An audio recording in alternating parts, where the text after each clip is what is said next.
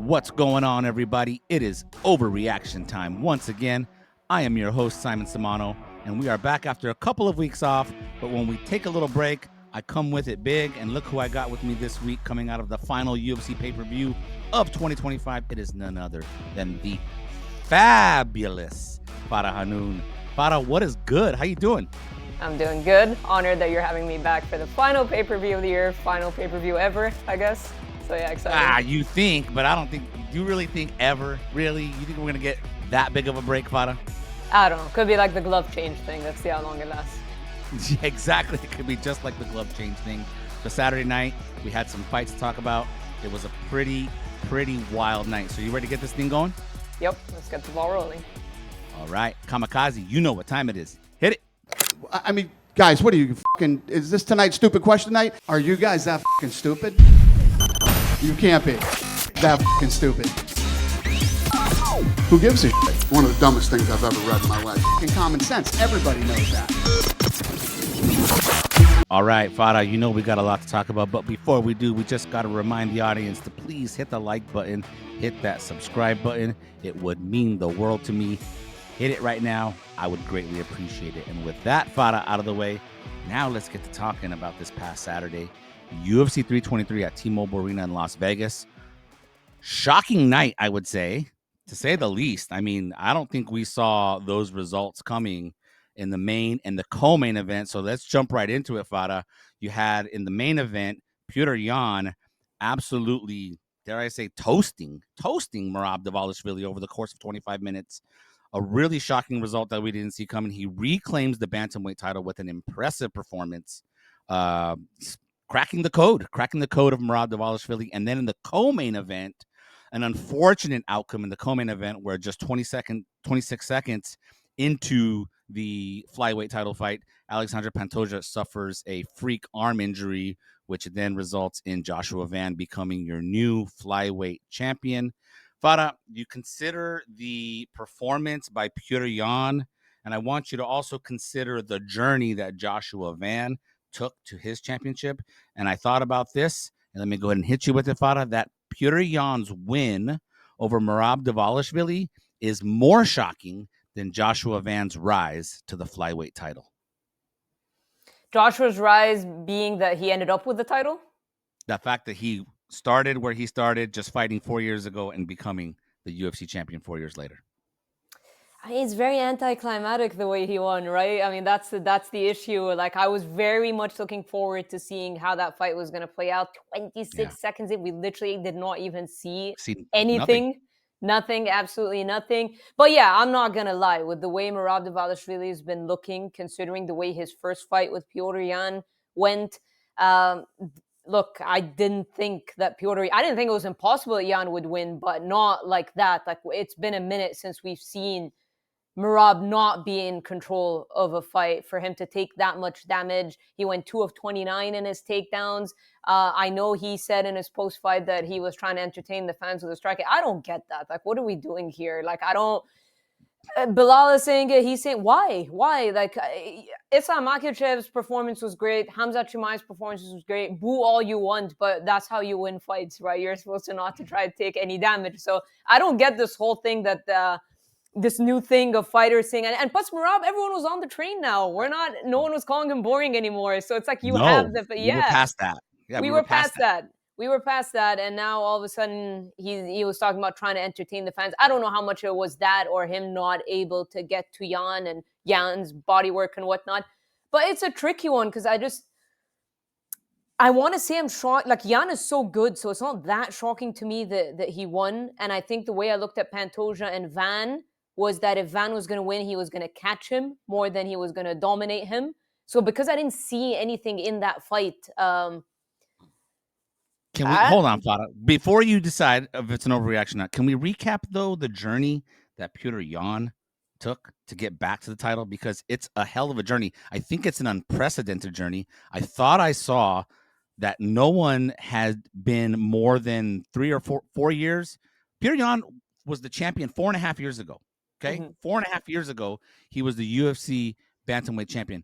He lost that fight on one of the worst illegal knees you could throw, right? It was March of 2021. You remember it, right? Clearly, Farah. He was cruising against Aljamain Sterling. He threw that knee. That is a super unfortunate way to lose the belt, but he brought that upon himself. And so I think after that, right? Like, just look at what happened to him after that.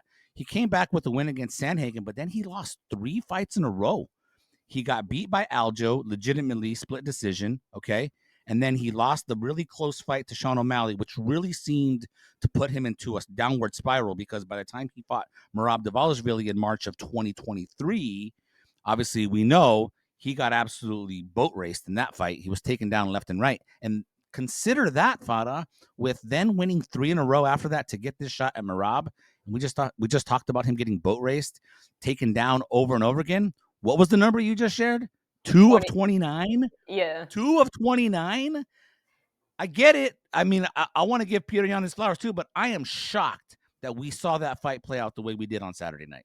So now Fair enough. Go ahead and reassess. Yes, okay. Putting it that way, I guess it's not an overreaction because first off, I completely tanked all my picks. I was hoping for some miraculous comeback and that I would end up with the number 1 spot, but there goes that. I needed to take my chances, apparently. I should have done that since the last pay-per-view of the year, but whatever. But yeah, you know what? I did not see the fight playing out like that. I thought that Merab was gonna try to smother him again and just hold on to him because Merab doesn't usually care about that kind of stuff. But here we go with I'm trying to entertain the fans stuff that I don't understand. So sure, you know what? Sure. That's can they say that though? Can he say that when you attempt 29 takedowns? Can you say I was trying to entertain the fans? I mean, what is a takedown? I love Merab, man, but it just sounds like a big bunch of bullshit, doesn't it? It does. I mean, yeah, no, I don't get it. I don't understand it. I don't support it. Like, it's just now you lost your title. So if that was your intention, now what? I don't know. Well, and let's just talk really quickly about Merab real fast. Do you think ultimately, Farah, that he just bit off more than he could chew? Is that will you chalk it up to that? Did he bite off more than he could chew by trying to go for the 4th title defense in 1 year? Probably because I watched the interview with John Wood did with Submission Radio, and he was talking about, like, he didn't want to say it, but he was asked about the weight cut, and he said, you know, everybody knows it's a tough weight cut on Merab.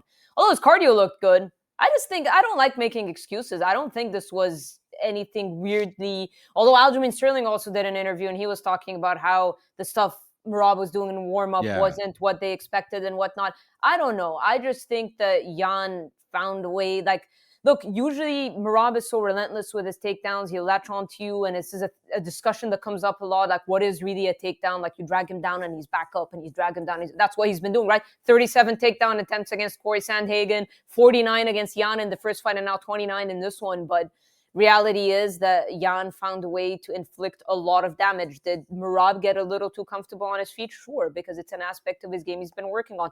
This really sounds like Bilal Muhammad and his... Yeah. Comfort in improving a certain aspect of your game, but you realize sometimes that it might not be the best idea strategically. Yeah, all credit to Petr Yan and his team. You know they did their film study. You know they studied up from that first fight and from Merab's success during his run of victories, which was, I think, 14 in a row coming into this fight. Was it 14 or 13? It was 13 or 14. But still, they did their homework and clearly had a game plan where they were going to take the fight to Merab, made him uncomfortable. They got the best of them, and kudos to them, props to them. But I just didn't see it coming. Just shocking, Farah. Just shocking. So. And Yan lost the first round again, so it's like nothing changed, but except But then after that, though, it was all one-way traffic. After that. So okay, well, let's spin forward now, Farah. I do want to talk about the losers of the fight. So let's talk about the now former champions, Merab and Pantoja, and what is next for them. And what I believe, Farah, is that both Merab and Pantoja's next fights, they have to be title fights. Based off of, Pantoja goes without saying, sure. Like, it wasn't even a fight, but it's not going to pan out like that. How long is he going to be out? So I think Van's going to end up having to defend his belt. So do I think he deserves it? Yeah. Do I think the UFC is going to make Van wait? No. Tyra was right there, front row, coming off of a win over a former champion, Brandon Moreno. That's a market that the UFC absolutely wants to build in Japan. So that fight's happening. I think sooner rather than later. And then, really? Wow. Yeah. Okay. Yeah. The first quarter's already mapped out, though. Sure, but how long is Pantoja going to be out? He needs to recover, and he still needs to get into camp. And Okay. You know he's going to want to be 100% healthy. That'll play itself out, and we'll see. We'll see what the timing is. But he deserves it, 100%. I'm just don't think that that's what's going to happen. And in terms of Merab, I don't know if he deserves it too. But I don't know if Umar beats Davison and is willing. Oh no, we've got Ramadan. Okay, maybe Merab will get his. That throws a wrench in everything. Yeah, that's gonna throw a wrench in everything because that's gonna put things on the shelf. I mean, I think Merab. I mean, when I say this, that Merab's next fight has to be a title fight. Pantoja obviously has to take some time off to heal, like to recover from whatever the injury is. Yeah, they were calling it a dislocated elbow or shoulder. It's one or the other, a combination. I think it's the elbow. Yeah, whatever it is. But in Merab's case, even though I think he deserves an immediate rematch against Joshua Van, I do think that can wait to happen until maybe like May. You know, he needs 6 months off. Like, give him some time. Now, the thing that sucks about that is that Petr Yan may want to, I don't know, Petr Yan may want to be active. So I don't know how they're going to play it, but I think you go 6 months until Merab should get an immediate rematch against Petr Yan. If his team is smart, they're going to kind of force him to take some time off anyways. Knowing Merab, he's probably going to be like in a week, he's going to be back at the gym or something, not even, maybe 3 days. Stop it. He's got to stop that. He's got to stop. Now that you've lost your belt, you're up there in age. He's not super old, but was he 34 or something? 35. 35. He needs to take some time off. But I wouldn't be entirely surprised if he didn't get an immediate rematch, though. I wouldn't. I think Umar is Sean O'Malley. There's another name. So, that's the thing. But that's the thing. Song Yadong and Sean O'Malley's happening in January. See, that's what worries me, you know? So is Davison and Omar, yeah. So I think UFC look, we're in the Paramount era. Like, they're trying to make the biggest fights. Not saying that Merab Yan trilogy, would that be bigger than Yan O'Malley? Depending what O'Malley does. Like, if O'Malley wins by knocking out Song Yadong, like looking impressive like that, Umar, if he goes out there and finishes Davison Figueiredo, so that wouldn't entirely shock me if Merab did not get an immediate rematch. Not saying he doesn't deserve it, but that wouldn't surprise me. Yeah. Pantoja, it would. Pantoja would, but because he's out. Right. Well, even if he doesn't get the rematch, the first fight back needs to be a title fight. You know, whatever it is, whoever the champion is. Merab, that's what it needs. Right? I'm more sure that happens to Pantoja than Merab. Really? Why are you more sure about it happening to Pantoja than Merab? Because past relationship with Merab, or no? I just think the UFC's like Dana's past relationship with Merab, or what? No, not really. I just think they wouldn't hate the idea of Umar or O'Malley being in a title fight, and they are like O'Malley just fought Merab a million times, like 2 times in a row. Merab was never too keen on the Umar rematch, so if they can get them in there with Petr Yan, they'll get them in there with Petr Yan. You could have a timing scenario. I think what you're saying then is with those fights coming up, like Umar and Sean O'Malley have fights right around the corner, right, in the early going of next year. Ramadan's gonna put Umar to a stop for a certain period of time, but O'Malley would be active. So if O'Malley wins, he gets a title shot. Then you got Umar coming out of Ramadan. You say Umar could get the title shot coming. Okay, I see what Ramadan's right after Umar's fight. Like, Ramadan's gonna be done like by end of March. Like, so then he would be ready for a title fight on his way back if he wins against Davison Figueiredo. Yeah. See, this is where Merab is gonna get screwed over, and it's gonna upset me. Paramount. This is a guy who deserves. Paramount. I said Paramount era. Look at the matchmaking as of late. Are you seriously gonna be surprised? I'm not going to be surprised. I just said I'm going to be angry, Farah. This is a guy who deserves an immediate rematch.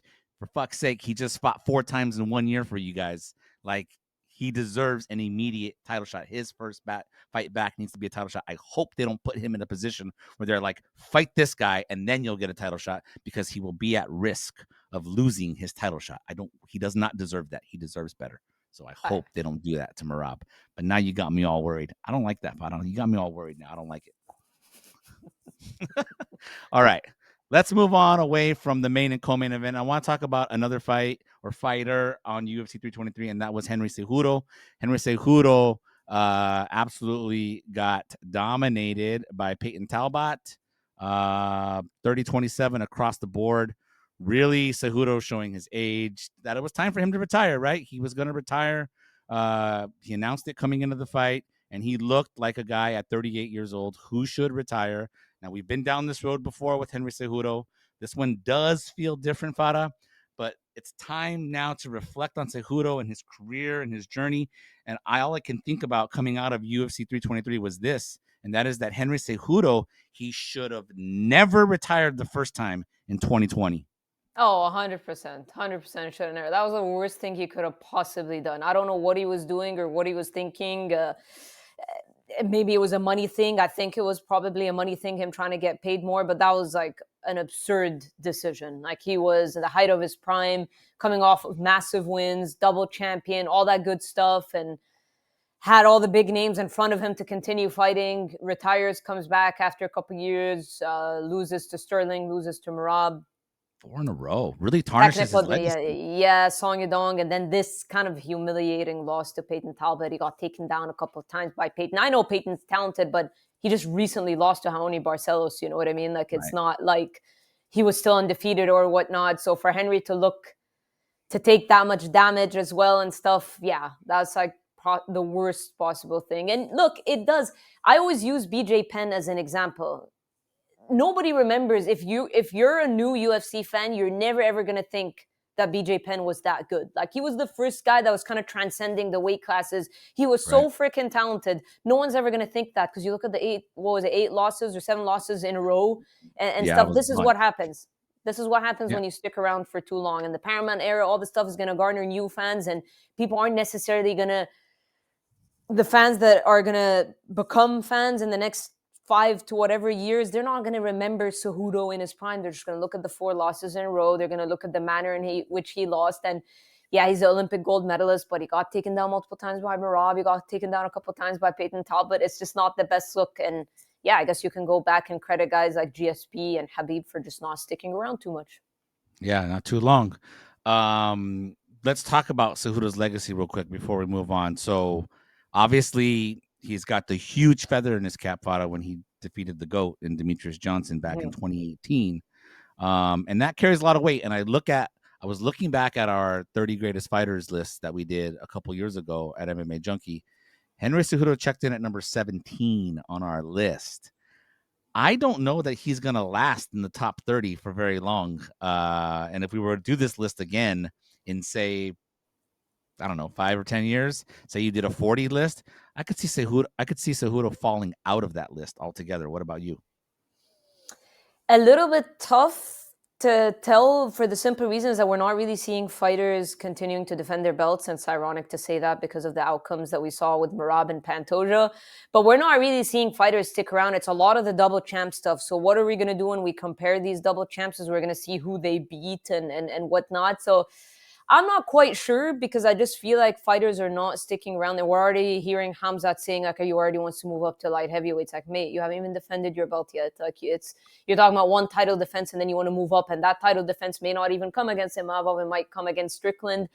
How much are you going to validate that as a title defense? You know what I mean? Like, Strickland's a former champion, sure, but he did recently come off of losses. So it's a little bit tricky, because we're not really seeing guys clear out their divisions the way that Merab and Pantoja were trying to do. So I don't know if he will dip down too low, because I think when it's all said and done for a lot of these guys, those new names, those new entries that weren't, when did we do this list? But the new names that weren't, Alex Pereira certainly wasn't even on the list. Wasn't even in the UFC, like Ilia Topuria, like all these guys that are now on the list, because they're all trying to do or have done the double champ thing. So yeah, maybe he can dip a little bit because of these new entries, but I just don't know anymore when it comes to legacy. I don't think he'll last very long on like a top 25 or a top 30 list. I don't think Cejudo's going to last. I think there's going to be a lot of fighters. There'll be fighters that will come in. Like, you got to think about, if you think about the list, we're still talking about like Randy Couture being in the top, like his career ended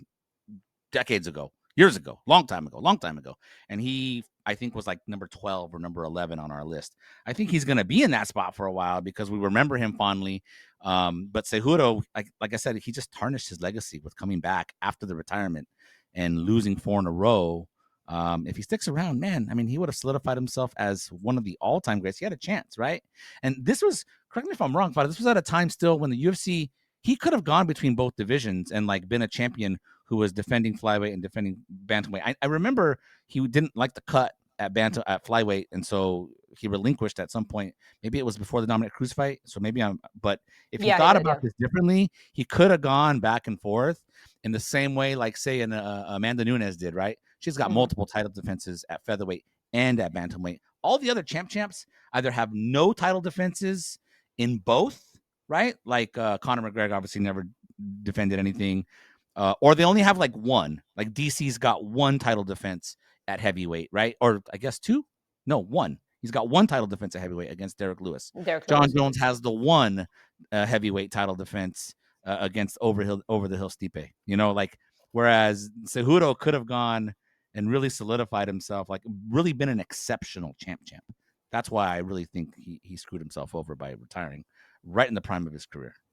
Yeah, I mean, even if he stuck at bantamweight, like that version of him is certainly different than the version that fought Merab at UFC 298 when he came back. So, yeah, definitely, I don't know what he was thinking or who was guiding him in terms of that decision making. And I think honestly, when he came back and lost to Aljamain Sterling, probably should have walked away then. Yeah, well, we're not gonna hear the last from Cejudo. He's got his pound for pound podcast with Kamaru Usman. He's probably angling for some desk job at the UFC, perhaps. So I think we're going to hear a lot more from Triple C. But still, congrats to him on a fine career. I just wish he had never retired back in 2020. It would have been a whole different, or 2021 would have been a whole different trajectory. And it could have been different. Could have been even greater than it was. So, all right, Farah, let's move on now. Okay, let's talk a little bit about coming up at UFC 324.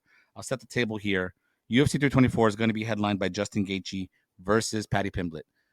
There's been a lot of talk ad nauseum since then about that fight being made, and of course Arman Tsarukyan being the guy who is pretty much the biggest loser of the announcements that happened from Dana White. Dana White talked about Arman Tsarukyan after UFC 323 this past week, and I want to go ahead and play that clip before we get started. So Kamikaze, go ahead and roll it. I wouldn't say that he's the odd man out. You know, he had an opportunity, and you guys know how that played out. And he's gonna have to work his way back. I don't give a shit what the number says. He's gonna have to work his way back. There's just too much goes into this for those type of things to happen. You know, we had a little.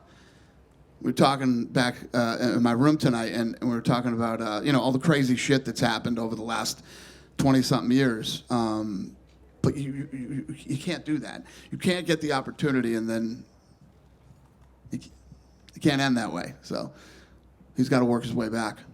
So the message is take the next fight you offer him, obviously? No, I mean, he obviously, he knows what's going on. I don't give a shit what everybody else says. He knows what's going on, and he's got to work his way back to that title shot. All right, Farah, you heard that right there from Dana White, very defiant in speaking about Arman Tsarukyan and his status as the number one contender. Flat out said, I don't give a shit what the number says. Those are his words. That's a quote. And really, Farah, all this leaves a bad taste in my mouth, and I'll just tell you this, that Dana White and the UFC matchmakers, they are out of line for how they're treating Arman Tsarukyan. Yeah, no, I agree. Not an overreaction. I don't get it. Like, it makes me feel like there's something more that we don't know, because it just like he weighed in as a backup. He beat Dan Hooker. It's not like he sat on the sidelines. What does work your way back mean for a guy who already since January, when he pulled out of the UFC 311 title fight, you chose him as a backup. He dominated a top contender in Dan Hooker. Did he not already work his way back? Why does he still have to work his way back? It makes no damn sense. I think this is just trying to justify more than it is a punishment to Arman. I think it's more to justify the Justin versus Paddy fight. They obviously wanted Paddy in the title fight. I think the plan was Paddy and Ilya.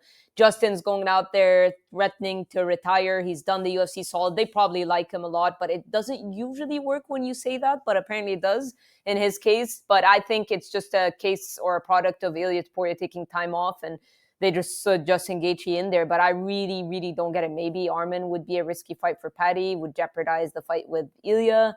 Whereas maybe, I don't know if they see Justin as a more favorable matchup for Paddy, or maybe a win-win situation that if Justin beats Paddy, then Justin and Ilya is also an exciting fight. But let's be real. Everybody wants to see, at least I think, everybody wants to see Arman and Ilya. Like, that's a guy that we feel like could really challenge Ilya. Isn't that the whole point? When someone's undefeated and looked unbeatable, you want the guy who you think is going to give him his toughest test. And obviously, we've never seen Ilya tested in the defensive grappling outside of the 1 minute and 12 seconds that he was controlled by Bryce Mitchell. So, yeah, I don't know what we're doing here. And Arman's cool. Like, he's not some guy with like 10,000 followers on his Instagram. Like, I don't know. I don't get it. He's a respected contender. Like, he's not just some, whatever sort of top contender. He's a respected number one contender with a following. Like, legitimately. I just don't know what he's supposed to do. Charles Oliveira, Max Holloway are fighting each other. They're ranked 2 and 3. They're fighting each other in March. Justin Gaethje at 4 and Paddy Pimblett at 5 are fighting each other in January. He just beat Dan Hooker, who's number 6. Arman Tsarukyan's about to be on the shelf for how long? How long are they going to keep him on ice? Like, you can't even book him against anybody. Who's he supposed to fight? Yeah, how do you work your way back when there's nobody to fight? Yeah, I mean, I don't know if it has something to do with him openly admitting that he didn't accept the Gamrot fight, right, at one point as well. We don't know what it is, but obviously it's a lot of pettiness going on. But I don't like it. I'm not a fan of what's going on. I think it's a little bit ridiculous. Like, that's what I'm saying. Like, we talk about the all-time greats and stuff. We're not even seeing the matchups we're supposed to see.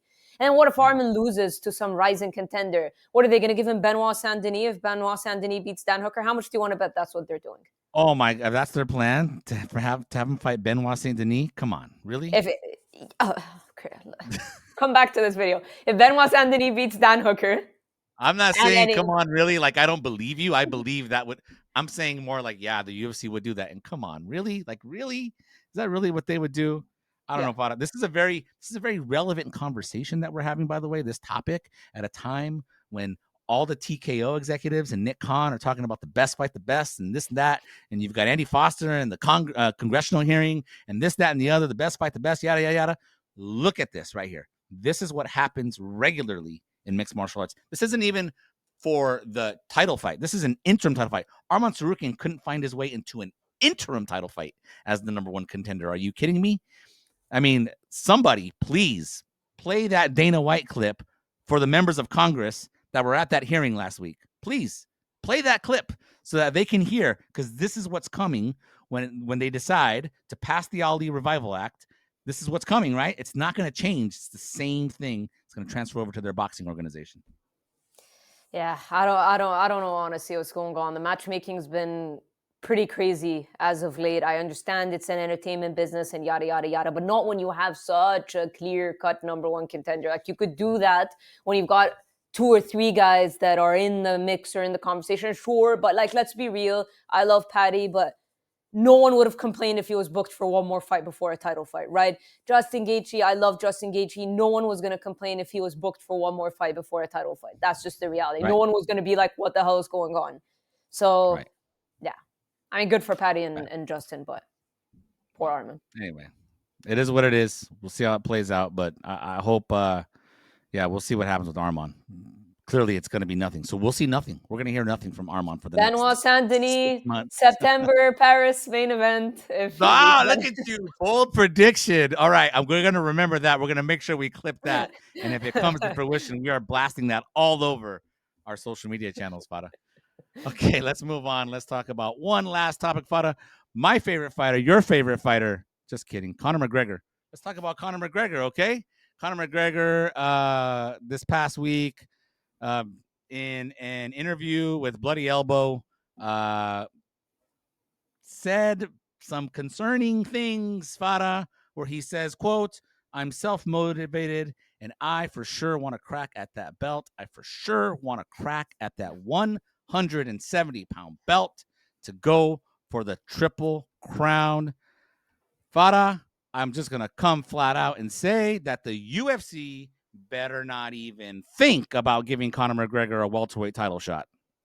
I mean, I'm sure they're thinking about it, but if he goes out there and knocks out Michael Chandler, how I want. Stop it.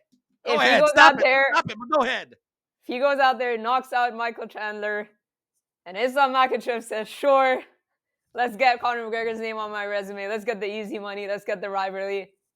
We're getting the fight. Oh, my gosh. Come on. The fact that there's even a pathway to this There's always a pathway. really is There's nuts. been a pathway since he broke his leg. We've been talking about pathways. Remember, he was going to walk into a title shot against Kamaru Usman. Remember that? Yeah, that was also something that was talked about. You're right. And he's been talking about this, but my goodness, come on. How ridiculous would this be for the sport if Conor McGregor came back and got a welterweight title fight? That would be ridiculous. Absolutely ridiculous. Not his first fight. He's not going to get in his first fight back. There's no way. That's you say no way, Farah. No. All you keep talking about is how Islam Makhachev have to just snap his fucking fingers and get whatever fight he wants. What if he wants Conor McGregor after he beats Kamaru Usman, regardless of if he comes back to fight Michael Chandler? When is the last time Conor actually completed a training session? Don't forget the clips that we see on Instagram of him hitting pads for 20 seconds. When is the last time he's actually completed a training session? And don't tell me when he was vacationing in Italy. When has he actually gone through some proper training? Is he seriously going to walk straight into a title fight with this? He's got to fight Michael Chandler first. How would Dana White justify it? Oh, he's one of the all-time greats. Yeah, like the same way, it would be something along the same lines of like Islam wants it. Islam wants it. Conor wants it. Islam wants it. Conor wants it. So we're going to do it. It'll be something stupid like that. It'll be along the same lines of Stipe getting the title shot still against John Jones. Two greats, two all-time greats. They both want it. Yada, yada, yada, blah, blah, blah, blah. Get out of here, man. Well, in that regard, I'll say it's an overreaction because I don't think he's going to walk into a title fight. If he beats Michael Chandler, it's still ridiculous for him to get it. But I think he's not going to walk into an Islam Makhachev fight. No way. No way. Okay, I'm gonna remember that too, and I really hope that's correct. Way. At least beat Michael Chandler first, my guy. Please, at least beat Michael Chandler first, and then maybe you can just discuss it. But that's just wrong. It's just wrong. It's all just wrong. It's all wrong, Farah. I don't like these last two topics. We talked about matchmaking, and this is ridiculous that we even cover this sport. Oh, whatever. Anyways, time for overreacting has come to an end. We're ending the show right now, Farah. That's it. Time for overreacting has come to an end. I appreciate you being here. Every time you're on the show, Farah, you bring out these emotions in me. It just, why does it end like this? Because you have a hard time facing the reality, Simon. I do. I do have a hard time with that. Whatever. Anyway, everybody, I appreciate you guys for watching. Please, once again, hit the like and subscribe button. And Farah will be back on the show soon. Making me feel better, I hope, next time she's on the show. But in the meantime, we will see you guys on the next edition of Overreaction Time. Dana, my man, take it away. MMA Junkie AI.